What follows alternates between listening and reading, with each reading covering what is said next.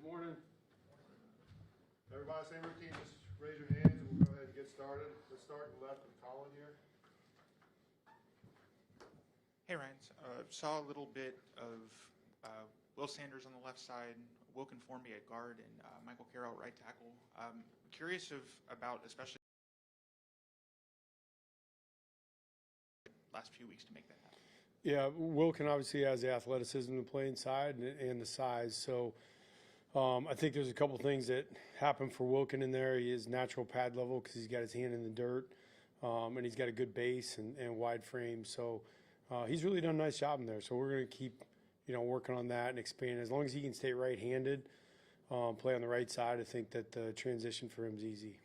Jump to the right side, Nick. Yeah, the Caden Proctor play call. Is that an Iowa guy give another Iowa guy an opportunity? Yeah. Or what went into that decision there?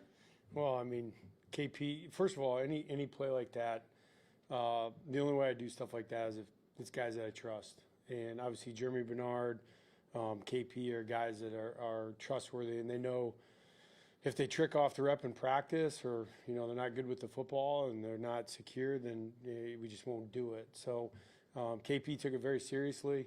He knew he had the ball in the outside arm, knew how to protect it. I think he's a super athletic guy. I mean, it was just fun. I wish he could have scored, but the guys are excited to block for him. I knew he'd have a chance to run over, one or two or three people, and down there tight in the red zone. Those are tough yards to get. I thought honestly, it was a huge play. It was, I think we're on the 13, and so you're 1st and 10 on the 13-yard line. You get a first down right there, and now you're 1st and goal on the 2. Those are tough yards down there. So I thought it was a good opportunity, not necessarily something they probably saw was coming. Jumping back to the left side, Chase. All offensive line questions so far. Good. So we're seeing you guys rotate on the offensive line. Conventional wisdom is just roll with 5 for cohesiveness sake. And y'all seem to not only be rotating, but the rotation seems to be expanding instead of contracting toward the conventional 5. Can you speak to that? Yeah, we're just still not where we want to be yet. It's really that simple. And so I know the gel part, but we also have guys that wear down a little bit. So trying to keep guys fresh as possible and at the same time find the best 5. And so for us, I think there's a little bit too. You don't know what you got until you get some of those young guys in the game. Michael Carroll's got to play. Will's got to play, and we don't know how good they are or what they can do till they get in the football game. So we've been kind of falling back on that a little bit and seeing, that. Katie, second row on the left. One of the things y'all told us back in camp, why Ty won the job, is how well he done protecting the football through 4 games. He doesn't have a turnover. Just what have you seen from him in that area? And what's kind of the balance for the quarterback if you wanted to be aggressive and make plays, but also be smart with the ball? Yeah, that's a great question. There's a really, really tiny sliver in great quarterback play and understanding like when to be aggressive with the football, when to take care of the ball, and that's the whole thing. And that's what Ty is still working on. I think he's doing a really good job. And you'd rather work a guy back from that and have him make the aggressive throws and teach him those reads versus a guy that turns the ball over. So I know Ty has that aggression in him and has the ability to make those throws. So I just think he's operating at a really high level. He had one play. I thought the boot, obviously, early on the first drive back to his right was by far, Ty would tell you the same thing. It was the worst play he had all night. And, luckily it didn't get in their hands. But, for him, I thought that actually, dialed him in for the rest of the game. He's like, okay, I know what I got to do. And he made all those plays. He made all the reads that he needed to and didn't put the ball in jeopardy. Go to Alex, back row on the right. A little bit of a 2-part question. What do you think of Jam coming back? And then also, how do you get more explosive runs out of that running game that's consistently getting you 2 and 3 yards, but how do you get more out of that group? Yeah, first of all, with Jam, his presence just at practice and, maturity, just, the work ethic that he brings was a huge part of the preparation part for the week, which is the most important part. And, on game day, obviously, when he's back there, he had a couple pressure pickups in the backfield where he was just so solid and knew exactly what the check was going to be. And I thought overall we did a really good job protecting Ty, and Jam's a huge part of that. So, obviously, clutch play at the end, but then running the ball, I just thought he did a good job, dimpling for 4 or 5 yards at a time, when there wasn't huge creases in there, and matchups where the ball's on the corner, ball's on a safety. I think we got 4 of those in the game. You're looking to try to get 8 to 9 of those a game where you can get the football on a secondary player so that they can break a tackle and get into the open. And that's really it. We got to get through and get 6-on-6 on the inside somehow with our big bodies and then find a way to get Jam on those DBs. Go to Ryan, front on the left. Hey, Coach, I'm going to stick with the offensive line theme. It looks like Georgia was doing a lot of twisting, and the communication was pretty solid Saturday. Yeah. What'd you see? Yeah, just that. And I think that was a huge part of big emphasis. They do a good job, very creative scheme at Georgia. And so we knew that was going to be a huge challenge up front is being able to communicate, especially not just the pressures, but the twists, as you mentioned up front. And I didn't feel like even in the run game, I think we had three negative yardage runs or 0 gains. So, we weren't getting hit in the backfield, both throwing the football and running. And it always starts with the communication piece. And I thought, not necessarily the first part of the preparation, the first week, but I thought like as the week went this last week, I thought they really dialed it in and did a good job. And, it all starts with Parker, and he does such a phenomenal job of that. Let's go to Joe. Sorry, middle left. Coach, sticking with the same theme of running the football, you used a lot of screens and misdirections and kind of rollouts. Can you talk about using those and getting creative to kind of extend the running game, finding other ways to get your guys the ball in space? Yeah, as always, I don't think it's, anything earth-shattering, but you get the defense having to run to the football, stress them out, get them moving to the sideline a little bit, and then you try to get vertical on them. And I thought we did a good job of stretching them and moving them around. And to Georgia's credit, they did their integrity on the inside remained the same. On some defenses, they'll compromise, and they held up pretty strong in the second half on that. Right behind there, Travion. Can you talk about, from an offensive line standpoint, not giving up any pressure, sacks, or anything like that? Can you just talk about what that does for the confidence of the group moving forward as Alabama moves forward in the SEC play? Yeah, that's you said it well. Confidence. When they execute against a defense like Georgia, to all the different pressures and stunts and looks that they got, because I thought Georgia kind of emptied the clip a little bit as far as like looks and pressures and things that they did, and the guys responded. We drug up everything. We were pulling out clips from 2022 Ohio State game, and anything that we thought we could possibly see, we put out there at practice, and the guys were ready. And so I think moving forward, they know they can make the adjustments on the sideline, which is probably as important as anything, because there's going to be a look that we haven't practiced, and they did a really nice job of that. We'll finish up with Will, second row on the left. Coach, I'm sorry to disappoint. It's not an offensive line question, but I wanted to get your thoughts on that breakaway play that Latsier made at the end of the first half, a situation where at first it looked like he could have been dead to rights behind the sticks in the middle of the field, instead gets 20-plus yards and gets out of bounds, helps keep that drive going in the way that he did. Yeah, those are the kind of plays you got to have in a big game, obviously. You want to get the touches to the right guys, and Latsier is a guy that, is a missed tackle force machine, and that's one of the things we look at every week, are who are the guys getting touches, who are the guys breaking tackles, because when it's not perfect, which it wasn't on that play, you need a guy that's going to somehow make the play for you, and Lottie is, since the day I've seen him running around out here, he's definitely got a knack to do that. So he's got good ball security. He plays through contact. He does not expect to be tackled. He's more powerful than people, anticipate, and he's just a really, really sudden guy. So he did a great job. Had a great game. Made some really good special teams plays too. Thank you, Coach. You bet. Have a good day.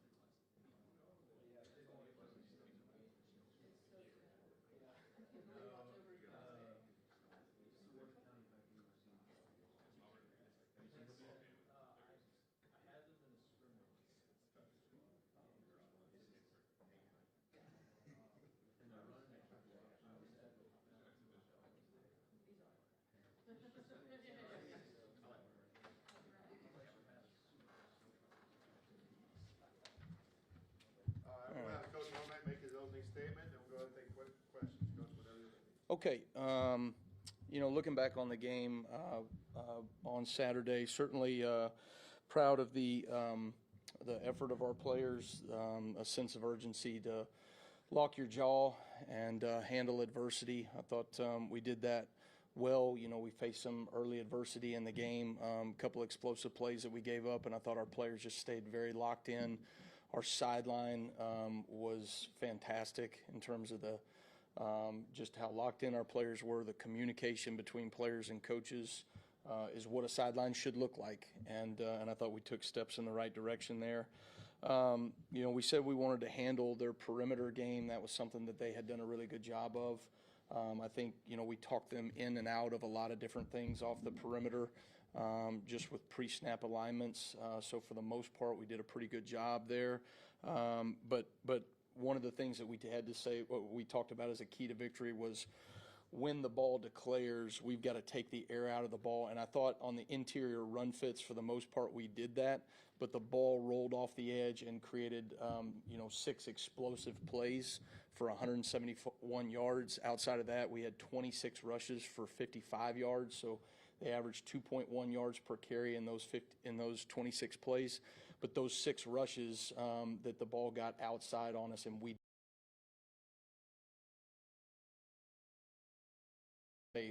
didn't finish, and that is unacceptable, and we got to get those things fixed. In the SEC, you have to answer for the things that you put on tape, and we certainly are going to have to answer for those things. And then our last key to victory was we had to get the ball back for our offense, and certainly, tremendous job with our offense and the way they're moving the ball and what Ty is doing right now with the ball and executing, and so we got to get the ball back for them, and so we were able to do that predominantly on third downs. We were able to create a fourth down stop, and we were also able to create a takeaway where we got the ball down in the red zone. So some really good things in that regard. This is a very, very tough league that you have to show up for every single week. We have a tremendous opponent in Vanderbilt. The things that you put on tape, you're going to have to go answer for as the season goes on. And there's been some good things we've put on tape, but there's been some things that we're going to have to go respond to, and things that we're going to have to show we do a better job. We let a fake reverse the other night affect us. That was something that we had worked extensively in practice that didn't do the right thing. And so those are the things that we've got to show that we're more consistent in the way that we take our practice to execution on game day. So looking ahead to Vanderbilt, I think this is a fantastic football team. I think they're playing highly efficient right now on offense. I think they have a great identity in terms of how they play team football. Diego Pavia is an exceptional football player. I think he has gone from being a really good playmaker to an elite quarterback. And I think, until you turn on the tape, you don't realize how much improvement you have seen from him from last year to this year, and it's really exceptional. I mean, the work that he's put in, the work their coaching staff has put in to make him an elite quarterback relevant to the SEC stage is impressive. He's completing almost 75% of his passes. They've created 53 explosive plays on offense through 5 games, which is exceptional, and he's also their leading rusher. They've got some dynamic threats. Their receivers are going up and making plays on the ball. Their tight end is very dynamic, Eli Stowers, who's their leading receiver right now. And so just highly efficient on offense and the way they're operating. They've got a ton of confidence, and this will be a tremendous challenge for us defensively. So we're excited for the opportunity and ready for the week of work. Thanks, Coach. Let's start with Charlie, far right. Yeah, Coach, just what do you think of the way that Yanze Pierre and Justin Hill played at the Wolf on Saturday, and how big is that depth going to be with both Quay and Jamarian out? Well, I think, very proud of Yanze Pierre and Justin Hill. I mean, it's a lot to ask for a true freshman to come in and compete, especially in a road SEC game where, he had been getting a lot of reps in practice, but certainly we didn't anticipate him playing, whatever it was, 23, 24 snaps in the game. And he did a really good job there of going in, was very physical at the point of attack, made some huge block destruction plays on their tight ends, who I think Georgia has a very good receiving or tight end core. And so pleased with him, pleased with Janze Pierre. Janze is, I've talked about him in the offseason. He just keeps getting better and better. His ability to affect the run game, to generate some pass rush for us has shown up so far this season. But we're going to have to be creative in the way that we develop other people in certain packages to make sure that we have enough depth, and that's really the name of the game, right? Is how do you each week handle your personnel to be able to create as much depth as you can for the next week's opponent, and certainly when you lose two experienced players like we did, that's a challenge. Go to Chase on the left side. Last year when Vanderbilt had running success in Nashville, you said a big reason was eye discipline, players on the front just not looking at the right things. Yeah. Given that, is that eye discipline a big emphasis in practice this week? Well, it is, but it hasn't stopped being a point of emphasis all last season. I thought we improved last season as the year went on in terms of our eye discipline, particularly in the quarterback read game, right? So when you look at option style football, right, there's a sequence of reads that go on from the quarterback position that he's looking from this position to that position, and if your eyes and feet aren't in the right place, right, now all of a sudden the rest of the play breaks down. And so that's something that I think we have improved in certain areas, but you look at the game last year, you look at some of the things that we had some issues with that. Really more, it was less eye discipline against Florida State. It was more gap continuity, guys jumping out of gap at the last second, thinking that the ball's going to commit outside, and all of a sudden we jump out and the ball goes inside. So it was probably more gap continuity against Florida State than it was eye discipline, but that will be a huge emphasis for us in terms of what we've got to do. If you go look back at last season, even given the explosive plays that we gave up some in the run game, we gave up 3 yards per carry overall. Which obviously, if you do that through the season, right, that's good rushing defense. But we cannot allow, 4, 5, 6 explosive plays to dictate how the rushing game went, which is exactly what happened in Georgia the other night. If you look at those 6 explosive plays that we gave up. Go to Nick, front right. Yeah, two if I can. First off, Ty made sure to come find you right after the game. Kind of walk us through, what that moment was like, and also your relationship there, and then also this Vanderbilt offense. I mean, a lot of the same players, Cheryl, Stowers, Pavia, they gave you guys trouble a year ago, Yeah. are back again. How much does that familiarity help in defending that? Yeah. I've known Ty, since he was, 6 years old. And so certainly, this is a team that I think is playing with an edge right now. I think Ty is a huge piece to us playing with an edge. I think defensively we're playing with more of an edge. And so when you go do the things and put the things on tape against Florida State and then have to go answer the bell like we have the last few weeks and then get a road win on the SEC, it was a good moment, special moment between him and I. And he's a fighter and a leader for our football team, and one that I just wanted to let him know that I recognize and appreciate all the work that he's put in to give us a chance to go respond and win on the road. And so that part was those are good. Those are special moments, and you appreciate those things. From when you look at this team, yeah, you've got a lot of similar players to what we saw a year ago. I think they have evolved. I think we have evolved significantly from where we were. Fundamentally, schematically, we're different from where we were at the beginning of last season, because I think good teams adjust to their personnel. I think we have adjusted to our personnel and what we have defensively. They have done a great job of adjusting to their personnel and developing their personnel. They are a very different offense than what we saw from them a year ago because of the things that Diego is doing in the passing game in particular. And so it's impressive how much he has improved as an overall quarterback. Let's go to Alex, back in the middle. Edric Hill got probably a little more run than expected with James going out. What did you see from his game, and how's he come along? Edric played physical. He played hard in the game, which I think has been a marker of all of our guys. We played timid and on our heels in week 1, and I think we have to this point, we have identified that and kind of rectified that a little bit in terms of the effort that we're playing with. But particularly when you're an interior D lineman, it's natural when the ball's on the perimeter or thrown downfield not to naturally burst to the ball. And I think Edric's doing a really good job with that, along with a bunch of our interior defensive linemen.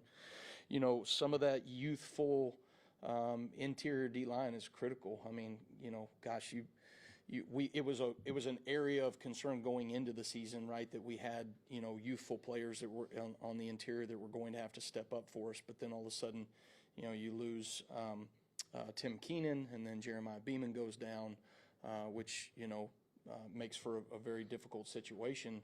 And I think those guys have really done a good job of straining in the week of practice to prepare themselves to give an opportunity on game day. And I think, you know, Edric played well the other night. Let's go to the front left column.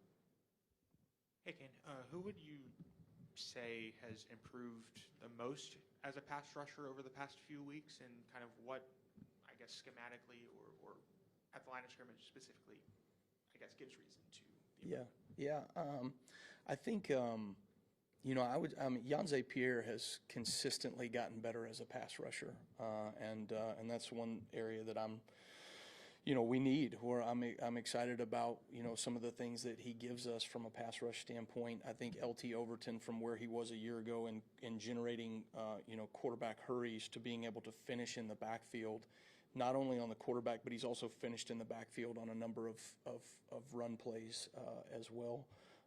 And so those are areas that I think that we are improving as a defense. I've got to continue to find creative ways to generate pass rush. I thought we were able to do that at a much higher level the last few weeks, and certainly last week against Georgia, we were able to affect the quarterback and thus get off the field on third down. And so, you know, those are going to be critical things for us moving forward. Let's go to Katie in the second row. You know, the other guy that I'll tell you is Deontay Lawson is doing a really good job as a pass rusher. We're doing some things with him that we did with Jahad Campbell a year ago, and he's generating some pass rush. So give D-Law a little love there. Similar to Nick's question, with some of the personnel being the same for y'all on defense and them on offense, is there kind of a pride factor or revenge factor with the defense after what happened last year that, or is that something you don't want them to focus on? Well, I think if you have pride in the way you play defensively, this is a very, very good SEC opponent. And certainly I think you're always going to be aware of what a team did last year against you and how that matches up. They're a new offense. They're a new football team, and we're a new defense. We're a different defense. There's going to be certain carryover. I would imagine, you know, we took a punch on the road in week one, and I think that we've got an edge to our football team right now in the way that we're preparing and the way we're playing. My job as the coordinator is to keep us on that edge as a defense, and I think that's the way that we're going to play on Saturday. All right, let's finish up with Travion, far back. Alabama played 44 players on offense and defense, 40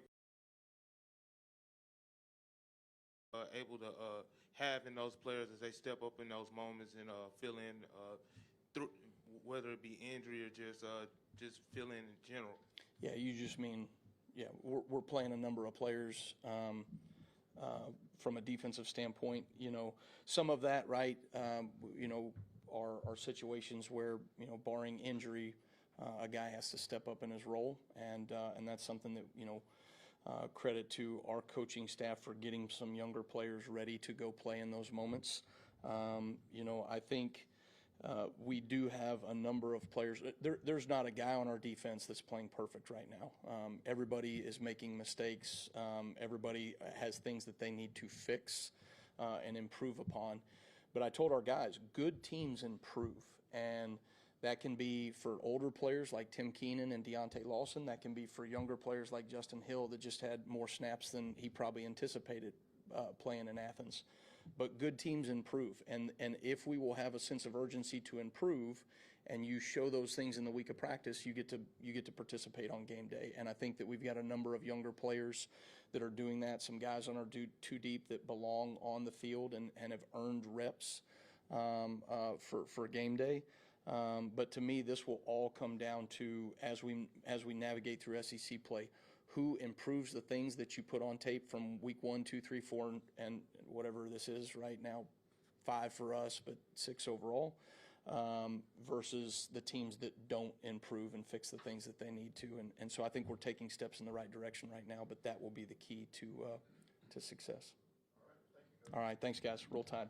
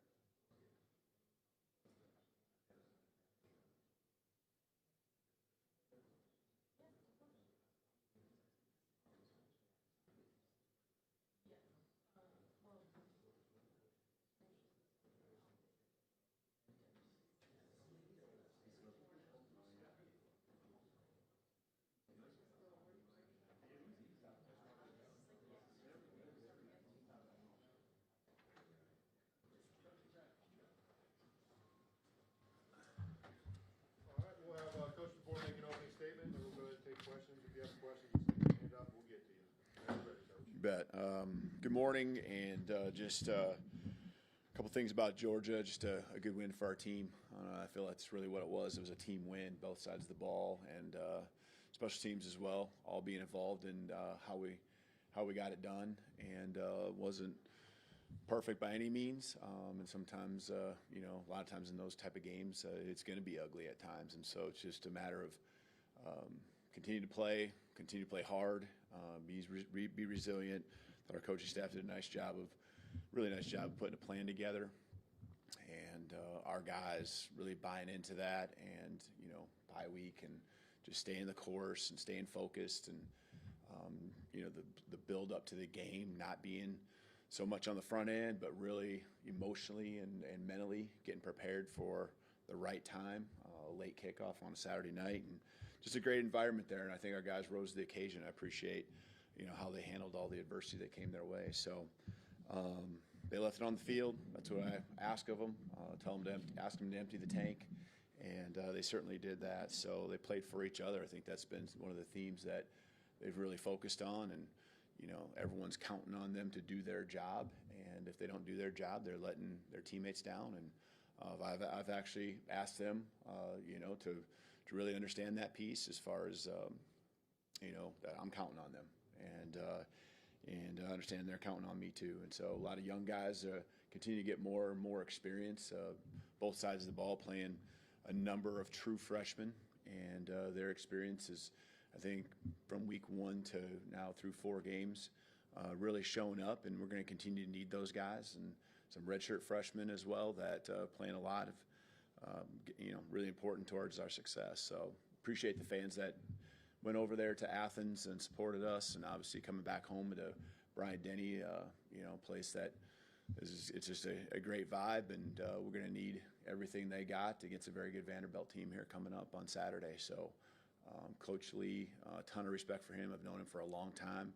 I knew a year ago you could see and feel the positive movement that they had inside the program. You could see the style of play, it being team football, and they continue to do that. So 5-0, ranked opponent coming into our house. So just got to continue to keep the focus on us. Keep ignoring the noise. That's been a huge, I think, strength that's become of our football team, and they got to continue to do that. Some guys, continue to learn what it takes to come each and every week to play football here in the SEC. Thanks, Coach. Let's start with Chase on the far left. Yeah.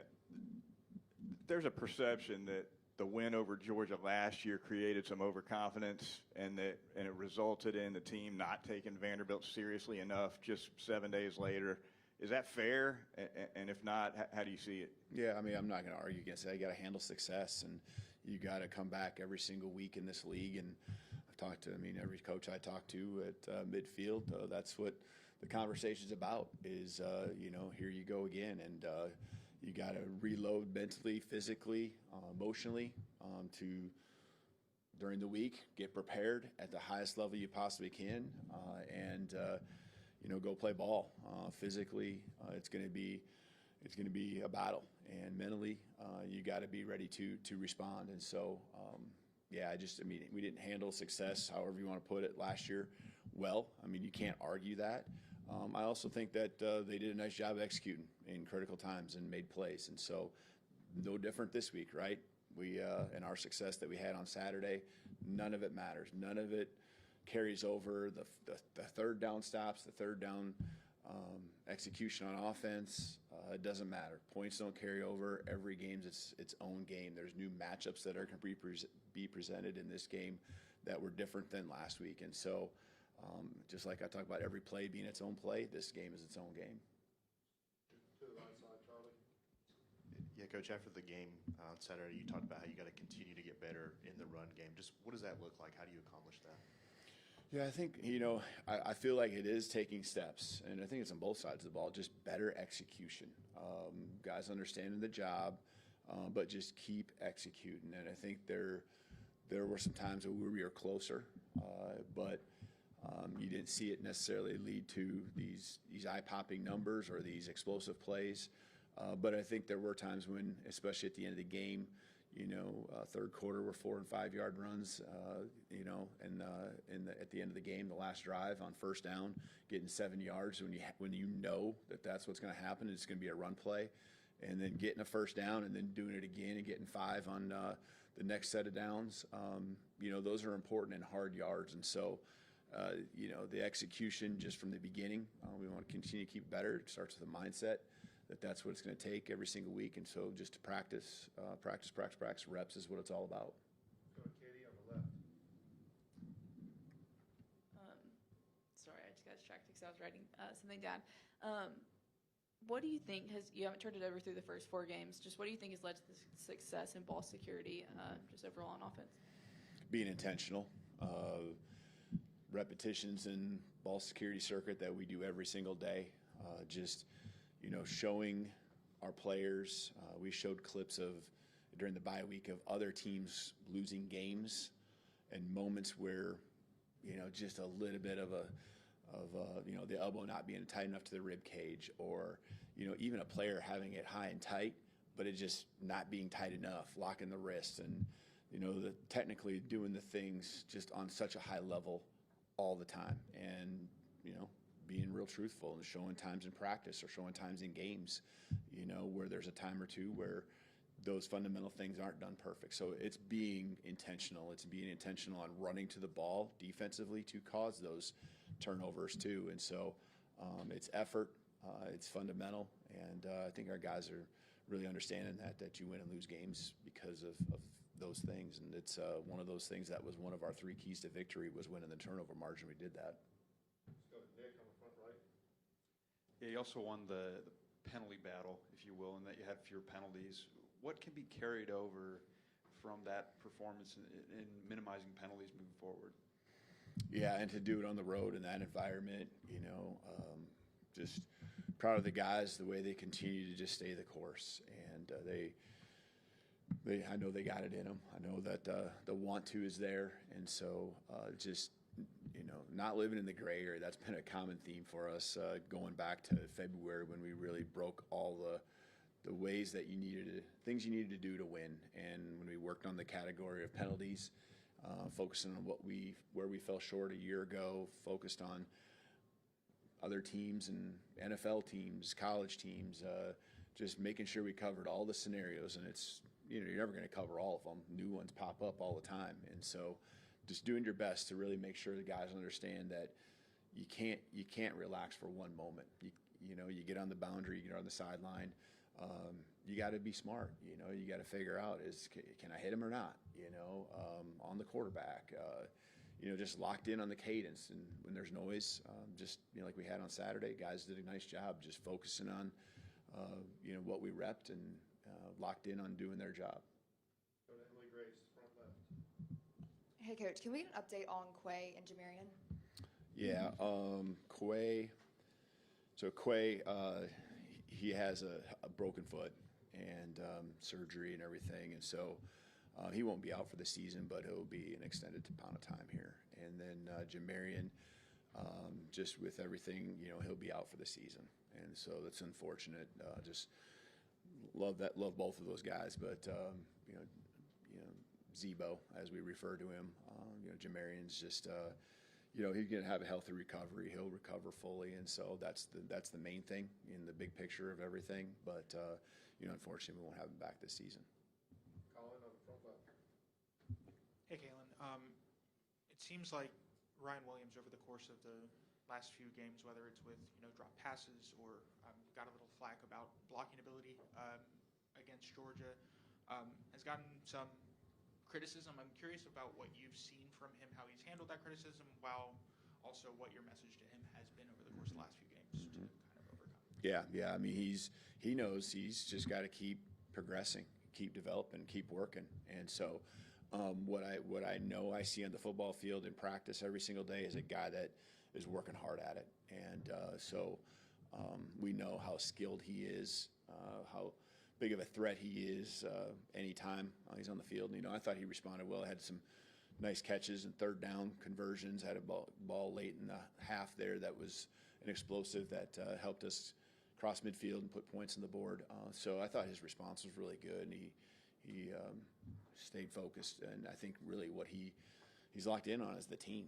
And again, he's not going to be perfect, just like any other guy. And we expect a lot out of him, and we've built that up for him, and he certainly wants that, but he's just got to keep taking the steps, keep getting better, and he will. He just keep working through it. But his desire to go out there and be a team player, block. I mean, it's the want-to factors there. So just got to keep working on the fundamental things, and he'll do it. Joe, third row on the left. Coach, how do you think that Tim Keenan played in his return? And secondly, Vanderbilt has a lot of graduates, a lot of redshirt seniors, juniors on their offensive line. Florida State did as well. What do you think you can take from the Florida State experience with the young defensive lineman? You're going to be missing James for the first half of the game into this weekend's game. Yeah, that's something we'll talk more and more about with the team as we go through the week, starting tomorrow with James. Because we do have to cover for him early. And when he comes in, he needs to be locked in on what's been happening, so it isn't him feeling out the process when he gets into the game. But Tim, just as the week went on, I think early in the week he was a little sore and things like that. But when he got to game day, just really, I thought he played well. He was an important part of our success, and just a big hammer up in there, just holding down gaps and keeping the movement to be very minimal. So he played, in our grading, he played a nice game all around. And so I don't know if I had a true number of snaps I was expecting to play, but I know he didn't play less than what I thought. If anything, he played more. And so we certainly do need to rise to the occasion. As your second question, just we got to rise to the occasion and keep asking more out of our young guys against a veteran group, like you said. And I think we're doing that. I think guys are straining in practice. I've been on the young guys as much as anything, not just at that position, but across the board, for them to understand, the urgency that they got to have just in meetings and on the field, the strain that it takes. And then now they're seeing, I think you get into game day in these big games, the SEC games, and, they're getting it. They're figuring it out. Let's go to Jamie on the front row. Hey, Coach, the scene is set just like last year after Georgia. You've got Vandy. How do you guard against an emotional letdown this season after such a huge win in Athens? And also, are you going to be wearing a black hoodie on Saturday? I think that part's, I think we all know that you don't win because of that and you don't lose because of that, but I get it. I think, for us,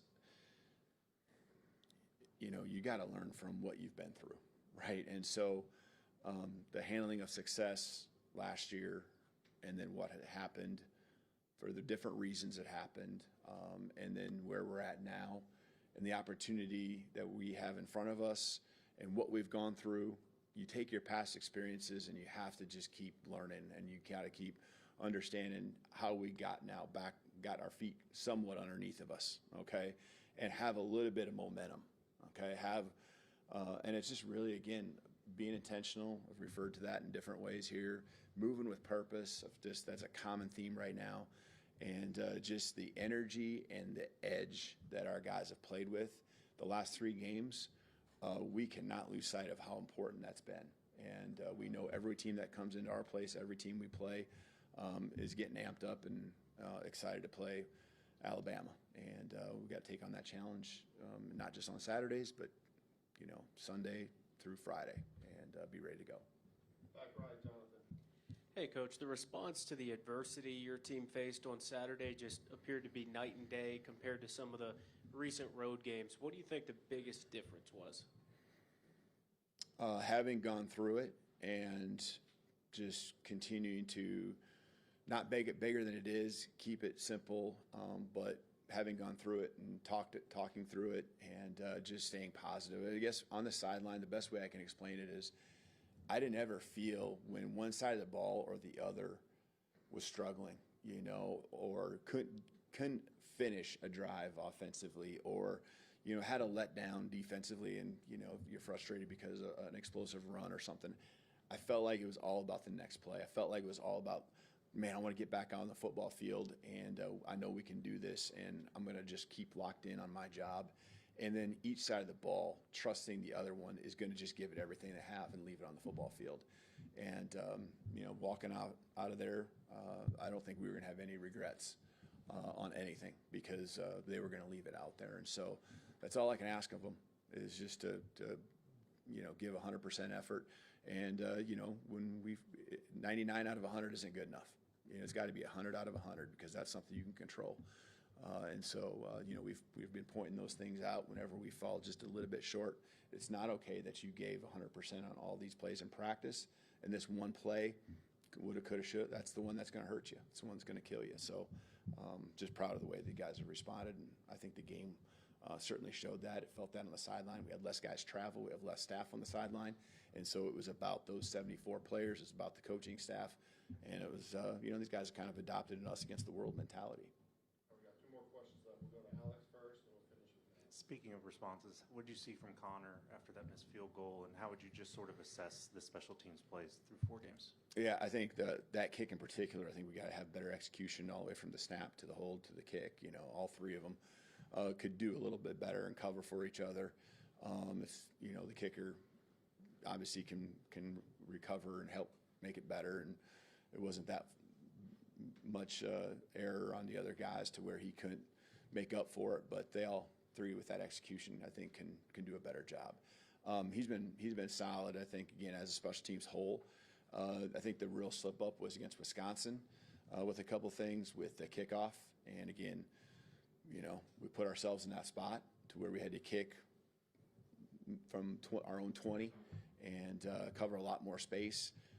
I was really pleased with the way we controlled their return game, with Branch being a threat, both in the punt return and the kickoff returns.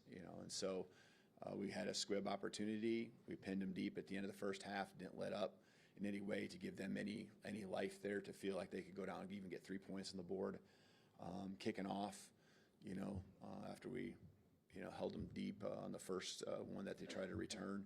Really, they just were all about, taking the ball to 25, fair catching it. And so, I think we're doing a solid job. There are so many young guys on our special teams units, and I'm not afraid to put it out there because I think they're executing at a high level. I mean, Latsier Brooks, you watch him run down there on kickoff. You see him on offense, but you see him doing his things there. And Dijon Lee and all those guys, I mean, they're seeing their opportunities, to go out there and play at a high level and put some good film on film out there for people to see. Matt wanted to clarify one thing. Yeah, on Jamarian, is there a chance he goes and tries to get a medical red shirt, or is he just completely done playing? Yeah, we haven't gone on that road yet. Really haven't seen him in person, just communicating. I know he's back here around the facility here now too, here finally at the beginning of the week. So, but yeah, we haven't gone down that road yet, so don't have an answer for you there. Thank you, Coach. You bet. Thank you.